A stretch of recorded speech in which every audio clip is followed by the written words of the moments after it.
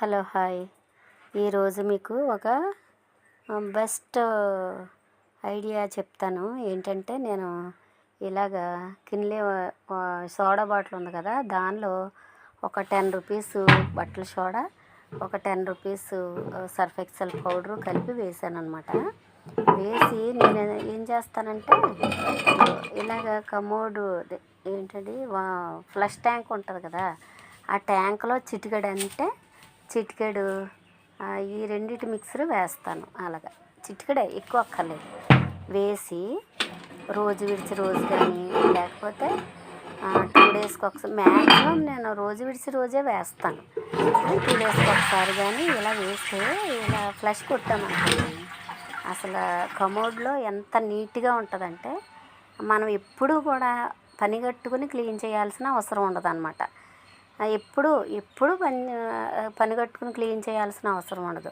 రోజు విడిచి రోజు చిటికెడు ఫ్లష్ ట్యాంక్ వాటర్ ట్యాంక్లో మనం వేసామంటే, చూడండి నేను మళ్ళీ చూపిస్తున్నాను. ఇలాగ కొంచెం ఒక చిటికెడు మాత్రం నేను ఈ బాటిల్లో వేసి బాటిల్కి ఒక హోల్ చేశాను అనమాట. చిన్న హోల్ చేసి దాంతో వేస్తున్నాను అనమాట. ఇలాగా తర్వాత వీటిని కంపల్సరీ ఈ బాత్రూంలో షాంపూలు అవి పెట్టుకుంటాం కదా, ఆ ప్లేస్లో దీన్ని కూడా కంపల్సరీ, ఇది కూడా ఒక ఇంపార్టెంట్ కదా, అందుకని అక్కడ పెట్టుకుని ఉంచుకుంటాను అనమాట. కంపల్సరీ మనం స్నానానికి వెళ్ళినప్పుడు ఒకవేళ ఎప్పుడు మర్చిపోతాం అనే ఇబ్బంది అయితే ఉండదు. ఎందుకంటే ఆ బాటిల్ ఎదురుగా కనిపిస్తుంది కదా, మర్చిపోతాము అనే డౌట్ అయితే అక్కర్లేదు. ఇప్పుడు నేను ఏం చేస్తున్నానంటే ఈ పై భాగం కూడా ఇదే సర్ఫ్ సోడా కలిపిన పౌడరు వేసేసి ఈ పైన కూడా క్లీన్ చేస్తాను. చూడండి మీరు ఎంత నీట్గా వస్తుందో మీకే తెలుస్తుంది. ఇది ఇలా పెట్టుకుంటాను అనమాట. అప్పుడు దాన్ని చూడగానే మనం క్లీనర్ అనే విషయం మనకు అర్థమైపోద్ది కాబట్టి మనం ఫ్లష్ ట్యాంక్లో వేసుకోవచ్చు. ఓకేనా.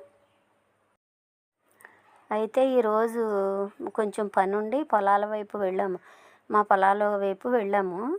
అయితే అక్కడ వెళ్ళే దారిలో రకరకాల ముద్దమందారాలు కనిపించాయి. అయితే ప్రతిదానికి ఒక్కొక్క కొమ్మ అడిగి తెచ్చుకున్నాను అనమాట. చూడండి, ఇది ఎల్లో ముద్దమందార ఒకటి, కుంకుమ కలర్ ముద్దమందార ఒకటి, తర్వాత ఇంకా అలాగా 3-4 కలర్స్ దొరికాయి నాకు. ఇంకా సరే అవి పాతి పెట్టుకుందామని చెప్పేసి తీసుకొచ్చి నీళ్ళల్లో పెట్టి ఉంచాను. ఈవినింగ్ పాతి పెడతాను. ఓకేనా. ఐడియా నచ్చితే లైక్ చేయండి, షేర్ చేయండి.